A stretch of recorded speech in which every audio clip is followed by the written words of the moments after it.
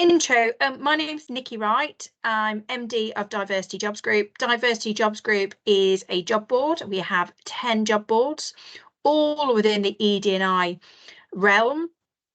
And a little bit of a story, if that's okay, of how Diversity Jobs Group was formed and why I created Diversity Jobs Group. So rewind the clock about 4 years ago now, I used to be head of recruitment for a company called Compass Group. Compass is a FTSE 30 business. And in my role as head of recruitment, I held relationships with job boards. So job boards like LinkedIn, Indeed, Total Jobs, or the generalistic job boards.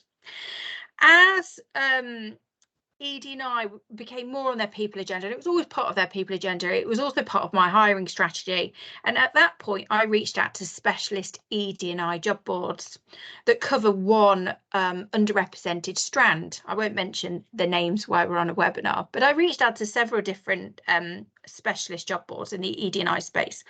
And I sat back at my desk one day and I thought, I don't agree with it. And the reason I didn't agree with it is I didn't believe one underrepresented group should necessarily trump another underrepresented group. I believe everybody has equal importance, and inclusivity should be about everybody and covering all underrepresented groups. So I thought I'm going to do something about it.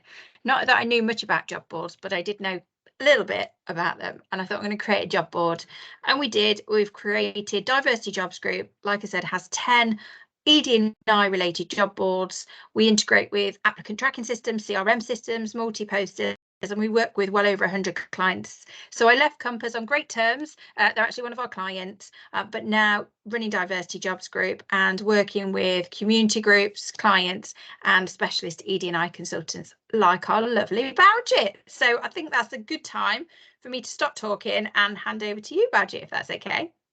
Thank you, Nicky. Thank you very much. So I'm Baljit Kaur. I'm a DEI specialist or consultant, and I basically work with organisations around 3 areas. That could be cultural audits or recruitment audits. So looking at, your baseline, where are you at in terms of your systems, processes, and your people? And where might your areas for improvement be? So giving you that critical analysis and giving you those practical recommendations. Inclusive recruitment audits are big in this space at this moment in time, because I think people appreciate doing that proactive end-to-end review from your sourcing to your attraction to your recruitment and selection and onboarding at the outset is beneficial, rather than doing things in a retrospective manner. So they're quite popular and in demand at this moment in time, because organisations find them really helpful and beneficial.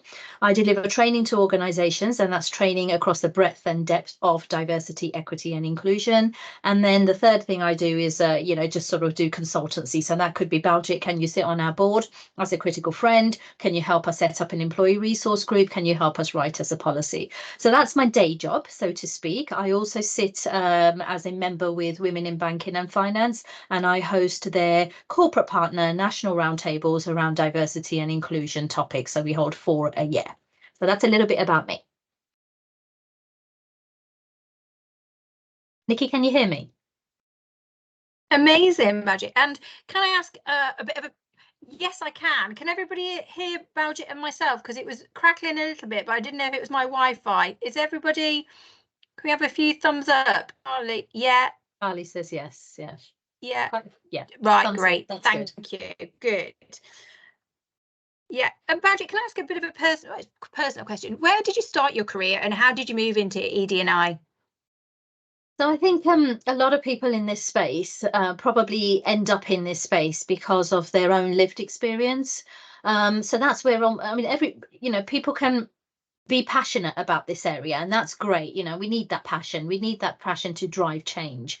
But that lived experience that almost I can now bring to the role, it comes from your own experience. And I know over the course of my lifetime, I've experienced bias, I've experienced discrimination, I've experienced stereotyping, all of those kinds of things. I wouldn't say there's anything major. I didn't have to take anybody to court or anything like that. But nevertheless, I've had to have lots of discussions in this space as a result of my personal life experience, and those discussions shaped me and my outlook and perspective in terms of not just this subject matter but life in general.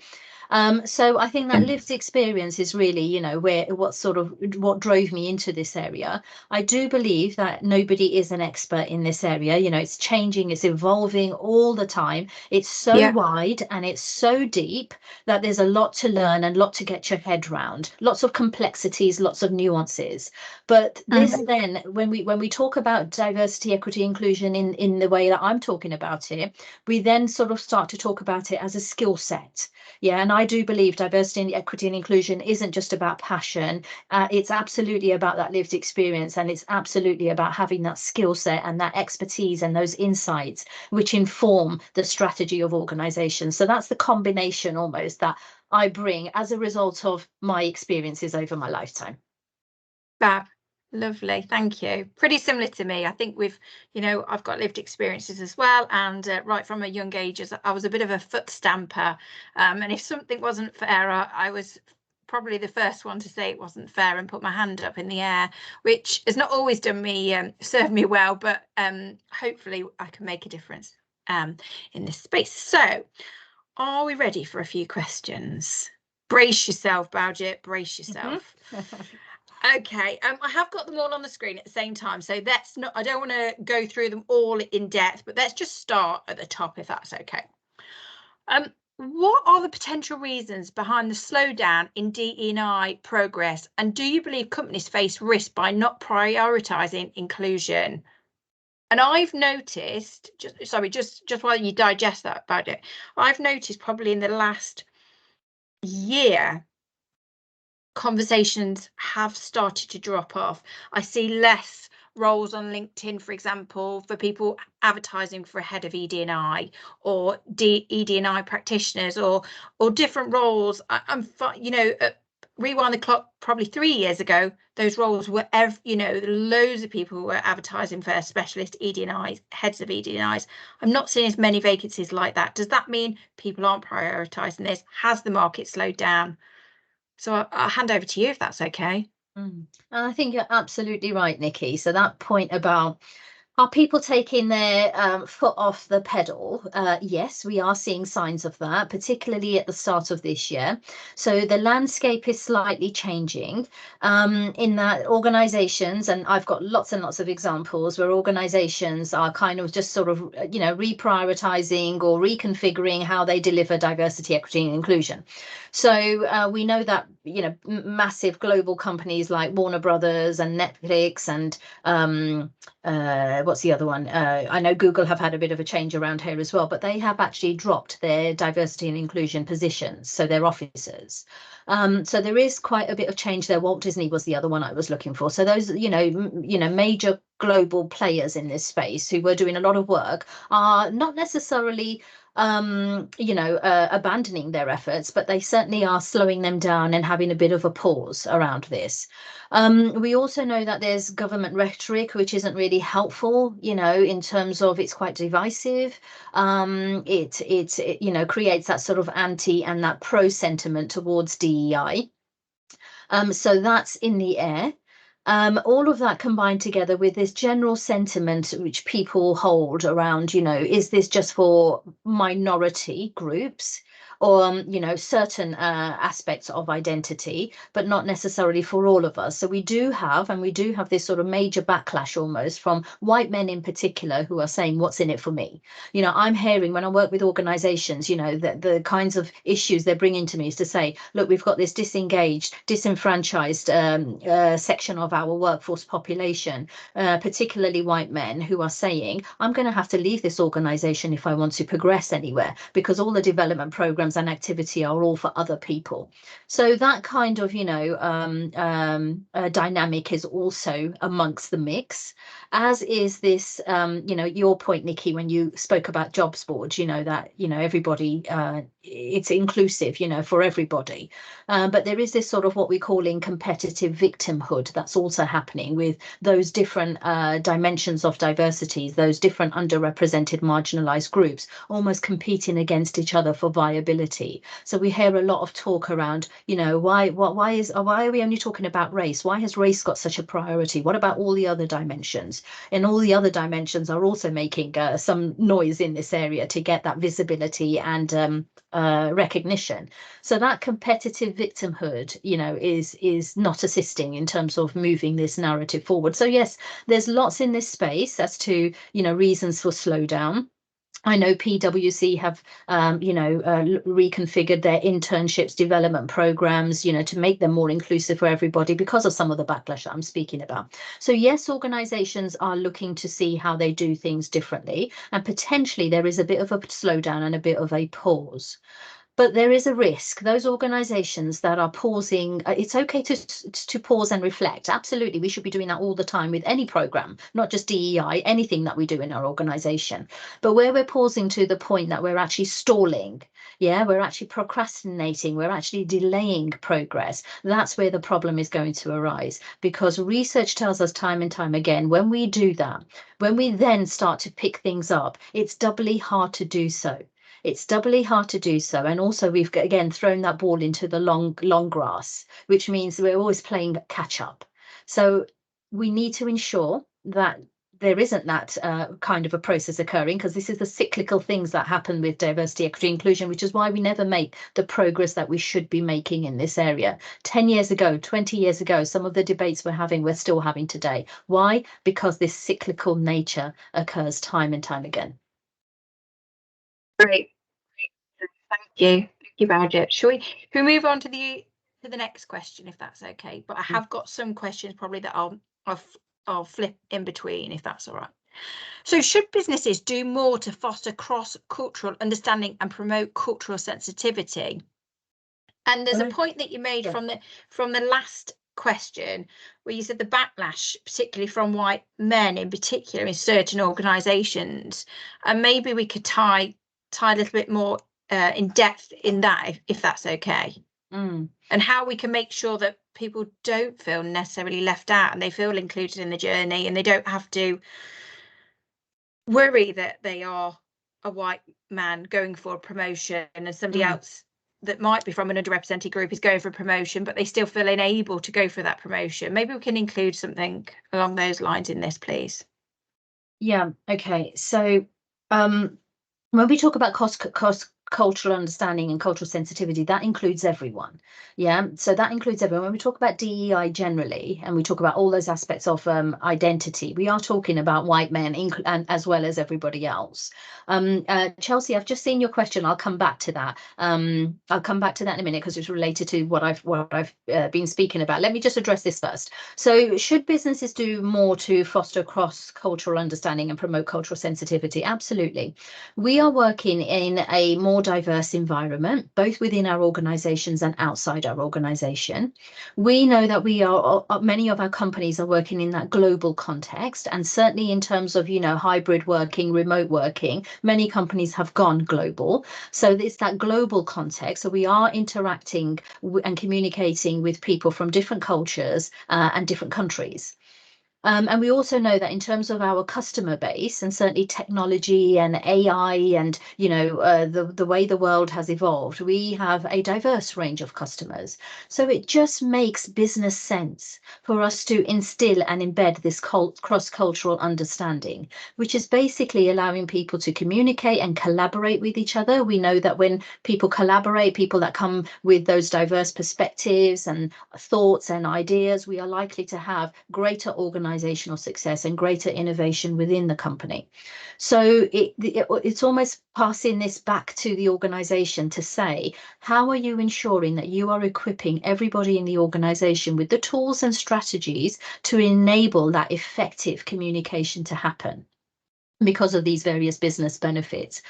And that includes your point, Nicky, about white men in particular. We can't afford to have anybody left behind, because whilst you might have engaged this part of your workforce community, you've, disengaged another. It just doesn't make sense. Why would we do that? So this is about how we make everything that we do inclusive of everybody. Where you are having to do something which is excluding somebody, for example, you've got a development program that is only for a certain group of people from a particular aspect of identity, then you've actually explained that, the narrative around this is strong. You can back it up with evidence. So your data is telling you that this is an area for improvement in your organization. You're able to provide that robust narrative, how this is aligning to your strategic goals and aspirations, and you're able to communicate that effectively with everybody. So it's engaging that group that is at potential risk of being disengaged in the conversation, so they feel part of the change. Yeah, not somebody that's sitting on the side. So talking to everybody rather than taking that sort of stick approach. Yeah, if you're not on board, then, you know, potentially there are some repercussions to you. Yeah, or you can, you know, we're happy for you to leave the organization. I think flip that, you know, and really think about how you can engage individuals, you know, whoever those individuals might be, you know, to feel that they are part of the program, and also outline to them what's in it for them. Because when what's in it for them? Yeah, when we focus on diversity, equity, and inclusion, this benefits everybody. This benefits the organization as a whole. If the organization as a whole is benefiting, then everybody within that organization will be benefiting. I can't see the chat. So Baljit, right, is it? Should I pick up that question? Do you mind? Yeah. Yeah. Will you read it out to the group, please? If Sure. That's okay. Yeah, so Chelsea, thank you for the question. Do you feel some of the companies who have let go of their EDI leaders were originally focusing on EDI as more of a tick box exercise, and less so because they truly understand the value and have a lack of education around this? Potentially, Chelsea, yes, potentially that could be one of the reasons. And we do know that there are organisations out there that do have a tick box approach to this. And those organisations are generally organisations that have initiatives, but don't really embed anything in the organisation. So I'll give you an example. I put this on my LinkedIn, so please do connect with me on LinkedIn and you'll see some of my posts around this. But I spoke to somebody, I've given this example a few times. Anybody that's been on a webinar recently, you'll have heard me say this. But I rung up a financial services firm in the insurance industry, and I was looking for a speaker for my Women in Banking and Finance Roundtable.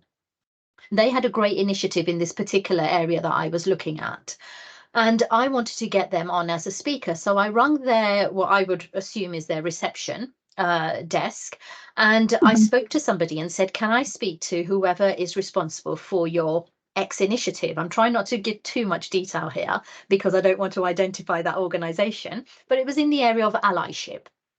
So I said, you know, can I speak to somebody who's responsible for your allyship program? And I had a pause, you know, and the person on the other end was saying, I'm not sure who that is. And then they said diversity, equally, and inclusion. Yeah, so the language, the terminology changed. Diversity, equally, and inclusion. And then they said, I'm sure we do that kind of thing here. They also consulted a colleague receptionist when they responded, and between them they couldn't respond to my questions. So that's kind of that, for me, that's a signal that potentially it's a bit of tick box. You've got some great practice in the organization, but this has not been embedded. This is not living and breathing. Living and breathing, absolutely, Nicky. And it's not playing out in that day-to-day dynamic, which is where it needs to, because that's where that communication and that interaction and that decision making and that customer service, all of your stuff is happening with your people. And if your people don't understand the subject matter, and if they don't understand it at that level, then all the complexities and nuances that go within, they're definitely not going to be on board with any of that. So your point about is it because it's not going to be embedded, is it? No, absolutely not. Absolutely. That brings me on to the next question, if that's okay. So what are the essential components of an effective inclusion strategy? So you need an inclusion strategy, but equally that's got to live and breathe. But firstly, what are the most important things that you include as a business on your inclusion strategy? Do you believe? I hadn't realised, but absolutely, we've just started to answer that question, haven't we? Because one of the essential components, one of the essential components is this, you know, Chelsea's point about being very clear on your why. Yeah, because Chelsea, as you say, and as I've experienced working with many organisations, it does look like it's that superficial tokenistic approach. So establishing your why. Why are you doing this? Are you in this for genuine reason, or are you in this because tick box, or because you just need to be seen to be doing something because it's great for the brand? So be very, very clear in terms of your why, because that's the why that you're going to hook your existing staff and your potential stakeholders, like your applicants, you know, the talent that's out there that every organisation wants to to attract. So be very clear on the why. Why are you doing this? What are the business benefits to your organization? Not the general business benefits, but to your particular organization. And I actually say to organizations, if you feel that you can't identify the benefits, or you don't have the appetite to actually do this work, then don't do it. Because you're causing more harm than damage, not just to yourselves as an organization, because people can see through this. We've got an increasingly socially minded consumer base who will see through this. But secondly, you're not doing justice to your people internally who will feel disengaged from the organization because they understand it's lip service. So be very clear on your why. So what are the essential components? There's several which basically end up being a framework for the organization. But in the time that we've got, Nicky, I'll just address a few. So be clear on your why and be clear on your what. What is your strategy around diversity, equity and inclusion? Because it's very well having the narrative and that passion and inspiration, but what are you actually going to do in this space? So your why, your vision and your strategy are really key. I think Chelsea, I'm going to go back to your EDI leaders. Your leaders are very key. We know that. We all talk the narrative about leaders, being, top down and role modeling, sending out the right signaling and tone and message and role, behavioral modeling around this. Absolutely key. But leaders also need to be hands-on. That superficial, sort of support is one thing. It's absolutely sort of necessary to drive change in that way. But also, how are you becoming hands-on? Because that's what people want to see. What are you doing to actually move this agenda forward? That's when we get holistic change in an organization. Otherwise, we get piecemeal. If you don't have leaders on board, entirely on board, then your traction and the way that you approach things is going to be very different. And the last one I'm going to mention there, Nicky, is around your competency and capability in this area. As I mentioned earlier, this is a skill set. How are you nurturing that skill set internally? Some organizations do have DE&I teams, some have HR individuals who have a higher understanding and competency in this area. So, that's great, in which case you can do things internally. But however you do it, make sure that you've got that best practice and that research and those insights and that training in the organization. So this is on everybody's radar, because when something happens in the organization that potentially has a risk of resulting in that lack of engagement, that lack of sense of that lack of the sense of belonging in an organization, then that's when you rely on everybody in the organization to be able to identify it and to be able to address it. But if it's not something that I've ever experienced in my lifetime, then perhaps I don't see it. Or perhaps I see it in a very different way to somebody from a minoritized group might see it. So how do we ensure that we build that capability and that competency in the organization so we're all on board and we get that structural and behavioral change happening? So the why to start with, the what and the vision, the leaders on board, and then collectively the belonging would be the key strategy and key components, if I had to summarize. If you had to summarize, yes. Points. Yeah, absolutely. Lovely. Thanks, Baljit. Okay, let's ask you another one. Question number 4, what are common pitfalls that companies encounter in attracting applicants from underrepresented groups? Now, this one's close to my heart. So what are the common pitfalls companies encounter in attracting applicants from underrepresented groups? Common pitfalls. Right. Okay. So there's lots and lots. But given the time that we have, I'll pick up on maybe 2 or 3. So common pitfalls. The first one I would say is people, again, understanding what it is. When we talk about applicants from underrepresented groups, what is your vision in this space? Because I'm hearing a lot of talk about diversity of thought. So it's all about diversity of thought, and some organizations are completely talking diversity of thought and nothing else. And the idea is that you can have a group of people, so you can have a group of leaders who potentially look very different. They're from different cultures, different backgrounds, etc. So they're diverse in that sense, but they have a very similar way of thinking, in which case you don't have diversity of thought. And we experienced that with Silicon Valley Bank. So the narrative there was we had a very diverse board. They had a board of management and leadership team, and yet the bank collapsed. So therefore, it's not about that diverse representation. It's all about having diversity of thinking.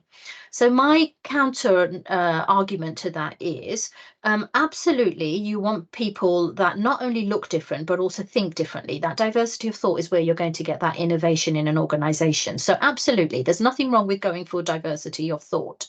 But if we only go for diversity of thought in that very sort of generic sense, then we are at risk of diluting the diversity, equity and inclusion ethos and spirit, which was all about those historically marginalized and underrepresented groups in our organizations, because the legislation and the spirit of DEI was there in order to enable the empowerment and the progression of those individuals because of the systemic oppression and barriers and disadvantage that they face. So that's a very clear narrative. When we go too far away from that into this completely diversity of thought, generic thinking, potentially we're at risk from detaching from the original origins of diversity, equity, inclusion. So my point would be absolutely diversity of thought, but the two go hand in hand. So it's diversity of thought and diverse representation. The two complement each other. So my first thing there is common pitfalls. Be very clear on what you are seeking, because what you are seeking will actually determine your strategy going forward. And I'll just give you one more, Nicky. Just conscious of time again. One more, which one shall I give you? Maybe if we just talk about something more practical. So something more practical might be around CVs. So when we talk about, we talk a lot about sort of culture fit, don't we? And people, I think, are generally now up to speed with the fact that culture fit is a bit out of favor. There's a very tribal meaning that's attached to culture fit. It's like, recruiting people that look like us and, sound like us and all of those kinds of things. So people are moving away from culture fit and they're talking about culture add. Yeah, how do we look for those things that are missing in our organization and add to the culture? So that's great. But organizations then say those things, but then they have practices which I then question. So, for example, many organizations, and still many organizations, have got CVs in place. And I understand that might be volume recruitment or whatever it might be, but I'm seeing this across every organization where there potentially isn't a justification as to why CVs seem to be the best way forward over something that's more structured, because CVs are full of bias. Yeah, the kind of information that we put in our CVs are so open-ended, it is seeped with bias. So on one hand, we are saying, we're going to move from culture fit to culture add, and we have that sort of all the right language and narrative. But on the other hand, when we look at our practices, we've got practices which don't support that. So when we think about CVs are really flawed. They're not competency based. It's an open-ended narrative that people fill in however they choose to. We know that when we talk about CVs, by the time, CVs encourage a lot of people to apply. And by the time you've read through about 10, fatigue sets in, which means a lot of bias is going to creep in at that stage. There's all sorts of issues around CVs. So, in terms of common pitfall, I would say the casual adoption of CVs in the majority of organizations to this day is problematic. And really, we need to think about something a bit more structured, whereby you're actually doing that skills-based hiring. What are the skills and attributes you need in your organization, and how do you ensure your processes and systems, ask for that information as opposed to any other irrelevant information? Right. I think years ago, it was very common that lots of personality profiling was done, but that was most of that was done after the CVs and people had gone through to shortlist because of the cost implication of putting candidates through a personality profiling. So it still had to go through the CV, then it gets to personality profiling before that person then gets interviewed. So actually it's flipping it the other way around. If competencies, personality profiling could be done ahead of actually seeing a CV, and there's a load of tech out there that can support that recruitment style. So good point. Thank you, Baljit. I am conscious of time as well. So how can we effectively gauge the success of diversity and inclusion efforts? What metrics or indicators signify true inclusivity? Can I just say something on this? And obviously data, but I'm very much, I like to feel, I get things from my gut, and it's all about feel, and it's having that. Sometimes you can just feel it and you haven't got the evidence to back it up, and that's really hard because you do need the evidence, but sometimes you just feel it, don't you? And I think a lot of the time with ED&I and belonging as well, you're just going to feel it, but I'm conscious that you can't just feel it. So if you can give me some examples, that would be good. And I think that's great, Nicky. Absolutely, you can feel it. Yeah. So Yeah. sometimes we forget about that feel. We're all about the hard data. But Yeah. sometimes just that feel, how do you capture that feel? You can capture it. If you're talking and communicating with your people all the while, your communication and engagement plan, which will be proportionate to the size of organization you are, but that should be about talking to your people all the time. It's a two-way interaction. It's not just about being a passive recipient of whatever the organization is dishing out. How are you engaged in that process? Because all of those opportunities, all of those touch points are an opportunity for the organization to learn. So you can pick up on the feel. We also have staff surveys, which are very much around feel of the organization. So there are mechanisms out there to pick up on the feel. And so the feel is really important. Even things like, actually, we're seeing more hands go up. We're encouraging a culture where we want people to be open and voice up. And we're seeing in our team meetings, managers are reporting, actually, people that didn't talk before are now actually putting their hand up to say something, and sometimes you can't measure that. But that's something that's changing in the organization, and it is about the feel. People just seem to be happier and smiling more. Whereas I used to see lots of people head down, not very happy. All of those things are indicators. So absolutely do have conversations about some of those, indicators, but also think about, yes, the hard data. So things like, things that we're aware of, what's your representation looking like? What's your sickness rates looking like? When we talk about sickness rates, often we think it's because of conditions, that are personal to that individual, but sometimes they are organizational issues that have resulted in that individual feeling the way that they are. So when people talk about, I experience constant migraines, that could be linked to the culture of the organization, something that individual is experiencing. So how do we get down to not just taking things at surface value? Okay, this individual's got migraines and they need time off, and that's the reason for the sickness, but let's try and unpick what might be going on here for that individual. So question everything. So when we talk about sickness data, don't just stick with that higher level, and really understand what that sickness data is telling you. So all of those hard indicators, as well as those cultural indicators, will give you that measure of a success. Great, thank you. A question that I've got that I haven't put on here, but I think it interlinks, is lots of the time I'm asked the question about return on investment within ED&I. And it's sometimes, again, it's hard to put a monetary value on that, but what you can do is you can say your retention has gone up, your turnover has gone down, your sickness level is an all-time low. And actually, yes, it's not a monetary value, but it could equate to a monetary value, because having a higher retention and a lower turnover and a better culture, or a more inclusive culture, will, there can be a monetary value to that, but it's how you measure that. And some of these things you can measure, absolutely, Nicky. So if you've got high retention, for every new position you're having to fill to replace whoever's left, there is a cost. You can quantify that. Yeah, of course you can. As an organization, you can quantify that. So absolutely. And the monetary absolutely is an indicator. And that cultural feel is where organizations miss out, because they're not robust in terms of measuring that. That's where I think more work needs to be done. Just conscious we haven't got many questions coming through, Nicky. So I'm just encouraging people, if you've got any questions, please do pop them in the chat. Yeah, we're going to thank you, Baljit. My signal is not great. I don't know why Wi-Fi is dipping out. Must be the rain. Great British weather. but if you can, hopefully still hear me, I can see you nodding. For listeners whose organisations currently lack diversity and inclusion initiatives, where should they begin?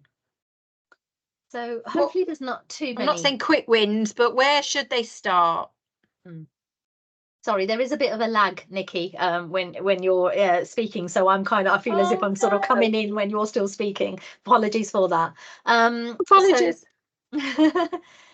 So those that lack diversity and inclusion initiatives, I was just going to say, hopefully there aren't that many, too many organisations in that space. In that organisations, whatever size and scale you are, there is some work being done. But whether you're small, medium, or large, a good place to start is your data.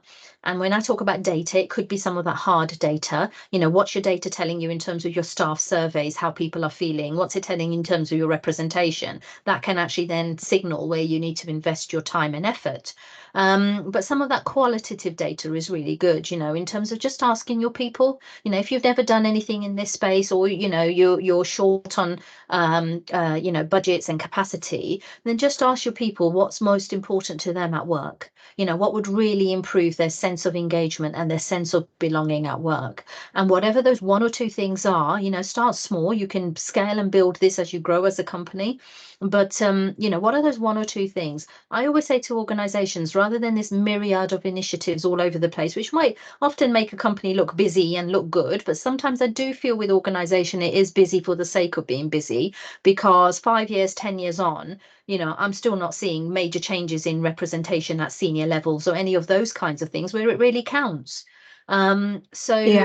You know, don't be busy for the sake of being busy. To identify what are the 2 or 3 things that you can do well as an organization, and you understand how to do them well, rather than just implement something. Really being clear on your why and the intent and the impact and the outcomes that you're seeking, and have a robust plan of action in place, but do things well rather than do things half-heartedly, because you won't yield optimal results. And if we are genuine in this space, you know, we will do things in the right and proper way from the outset, which is where the audits and all of those kinds of things are really important at the outset to have. So you're not having to, you know, go back and undo things and rectify things. I mean, we see a lot of, you know, organizations in recruitment, for example, you know, people have caught on to sort of the gender language, you know, gendered language in our job descriptions and our adverts and all the rest of it. And people are looking to see how they can, you know, degender that language and make it more neutral. So that kind of good practice is out there. But again, you know, doing that and doing 1 or 2 other things around here gives you somewhat of attraction. It's all important stuff. But what does it hang on to? You know, this stuff doesn't hang on to anything. So the impact is going to be minimal. You know, you need to understand from the end-to-end process, where are all of those biases manifested? Where are those inclusivity barriers? How do you unearth those? And how do you fix the process, mitigate bias from the outset, rather than including parachuting in these sort of odd initiatives that have their value, but aren't going to give you that significant change that you are looking for. Great, thank you. Good answer. Thanks, Baljit. So we've got enough time for Q&A, and just so we can share our LinkedIn profile, so the listeners can connect with us. I've got one last and final question, and hopefully it's not lagging. I can see you nodding, so hopefully you can hear me okay. Looking ahead, how will the landscape of diversity, equity and inclusion evolve? What challenges might we expect in learning and development strategies to address future priorities? So just a bit of a look ahead. Where do you think, you know, how are we going to evolve? My belief is there's never going to be an end to ED&I. There's not a finish line, but how do you believe that will evolve over the next 5-10 years?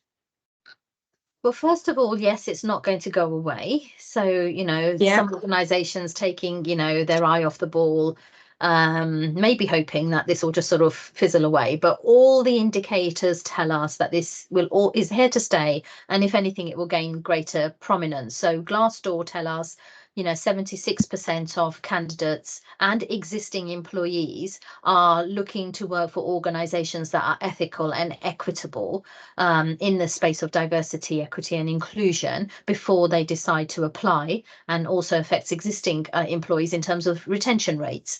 So, and Glassdoor is global platform, you know, it's got millions and millions. I think, I don't know what the last count was, but 65 plus million, you know, people using the platform.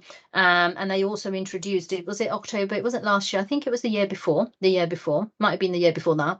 But they, you know, introduced a completely different section just to assess organizations' diversity and inclusion approaches. So they've got now another ranking, you know, category on their platform. So this is not going away. You know, EY did a global survey last year, and they've said the same. 63% of people are looking to work for organizations that prioritize DEI, and that figure goes up even higher for younger generations to 73%.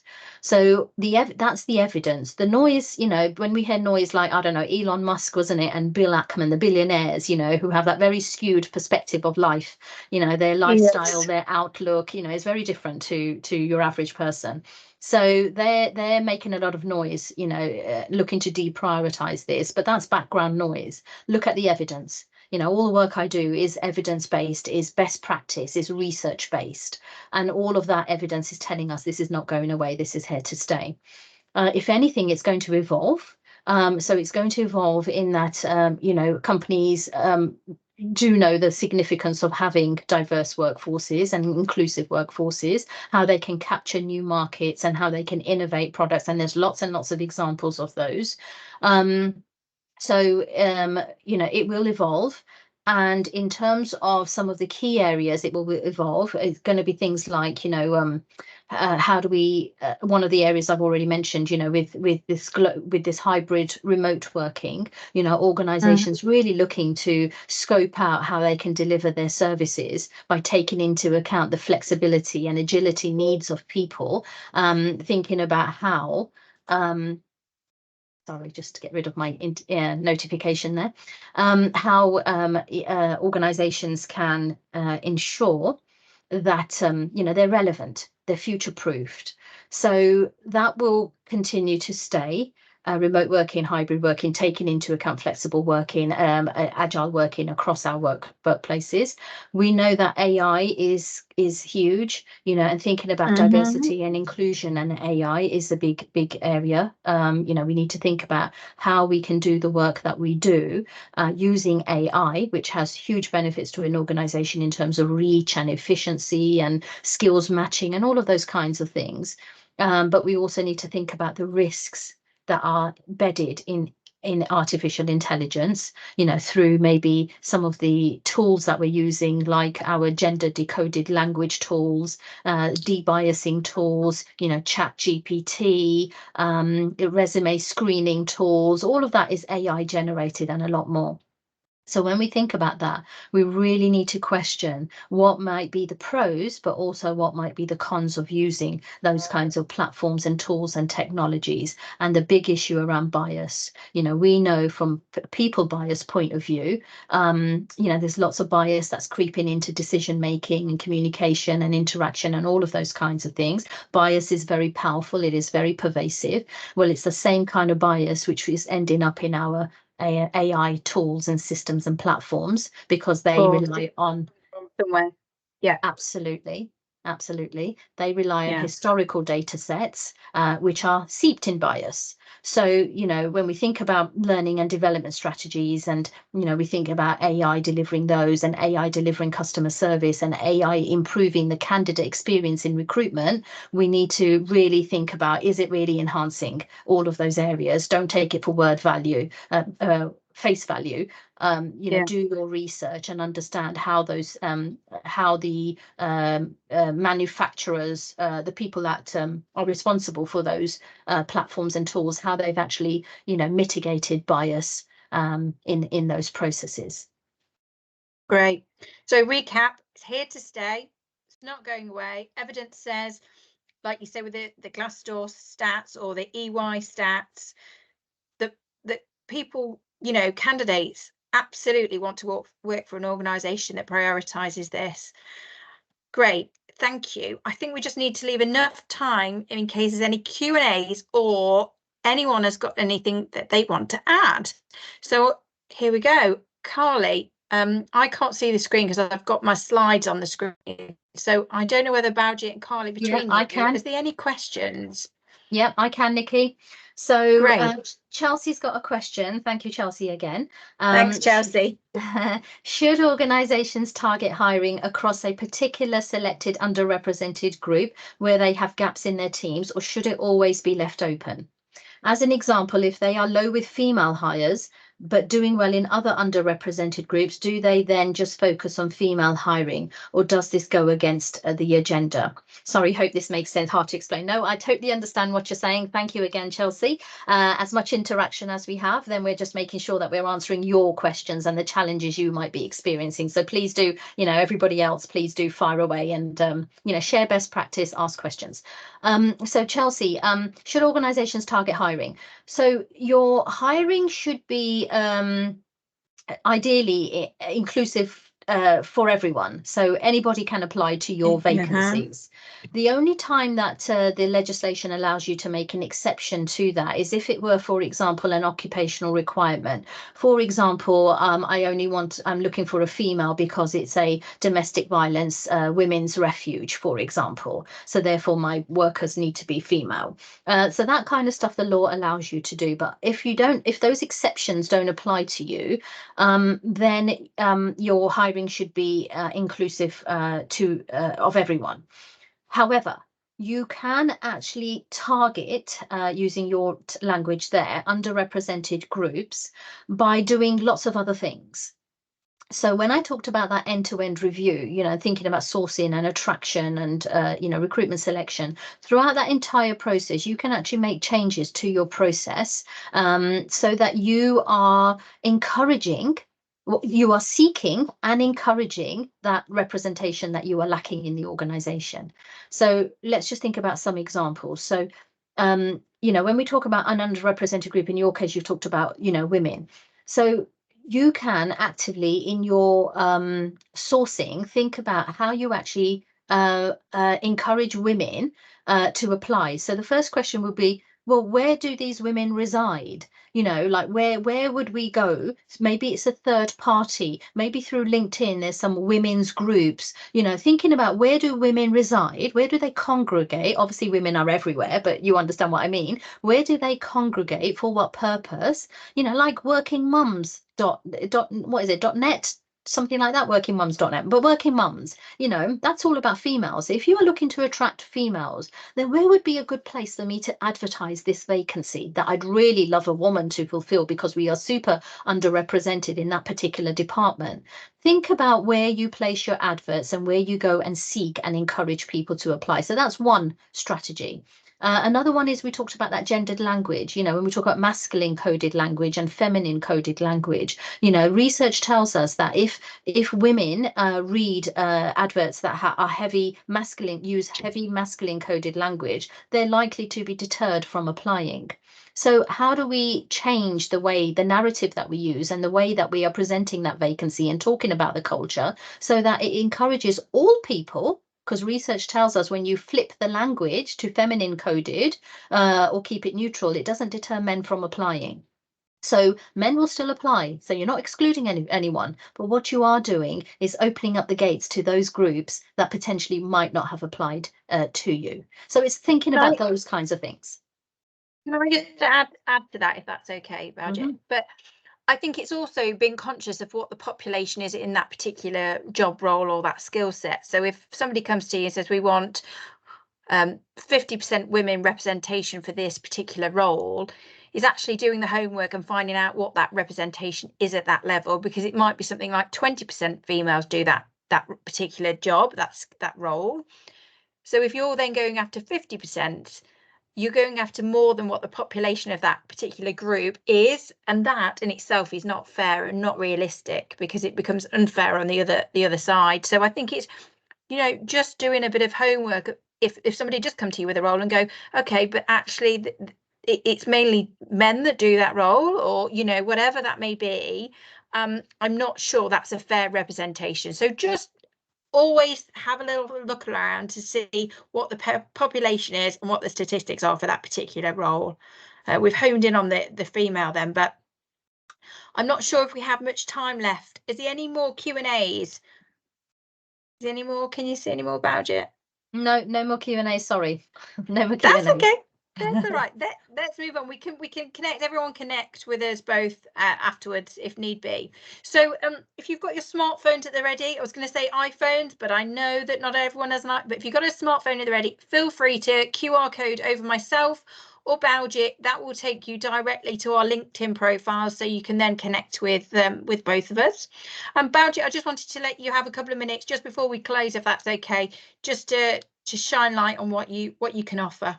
Yeah, so please do connect with me. I'm always posting, webinar details and other posts, etc., which you might find interesting. Also offer those inclusive recruitment audits as well as wider services. Anybody who was interested in just having an exploratory chat with me, please feel free to take up 10-15 minutes of my time. I'm happy to talk it through. No obligation, free of charge. But if you want to discuss any challenges within your organisation, happy to have that discussion with you. Amazing. Thank you, Baljit. You are a font of knowledge. I've loved this webinar, and I feel like we've rushed it towards the end because you've got so much to say. Maybe we need to arrange a follow-on webinar after this. But yeah, you are absolutely a font of all knowledge. So anybody that's on the call, feel free to share Baljit's details and connect directly with her. Lovely. I will, as soon as this is finished, I will make sure that this is posted on our news page. So if you go to Diversity Jobs Group and go onto our news articles, we have other webinars that we've done on there as well as other news articles. But you can also, you'll be able to see this webinar, which will be on in the next day or so. So thank you everyone for listening, and hopefully we'll see you again soon. Take care. Thanks, Baljit. Thank you all. Bye. Bye.